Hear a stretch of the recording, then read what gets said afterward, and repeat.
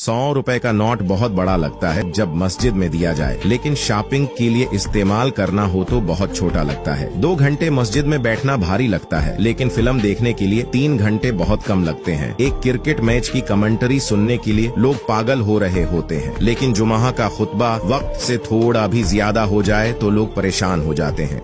Number 2, race में जीतने वाला घोड़ा नहीं जानता कि कामयाबी क्या होती है। वो दौड़ता है तो सिर्फ अपने मालिक से मिलने वाली तकलीफ की वजह से। तो आप कभी भी अपने आप को तकलीफ में पाओ तो समझ जाना कि तुम्हारा मालिक खुदा चाहता है कि जीत तुम्हारी हो। नंबर 3, तकलीफ में सब्र से काम लो, क्योंकि सोने को आग से आजमाया जाता है और मोमिन को तकलीफ से। नंबर 4, पानी जैसे बनो जो अपना रास्ता खुद बनाता है, पत्थर जैसे ना बनो जो दूसरों का भी रास्ता रोक लेता है। नंबर 5, 3 चीजों में कभी शर्म महसूस मत करो, पुराने कपड़ों में, गरीब दोस्तों में और बूढ़े माँ बाप में। अगर इन बातों से एग्री करते हैं तो कमेंट में यस जरूर लिखें और मुझे फॉलो करके अपना दोस्त बना लें। हमेशा सही राह दिखाऊंगा।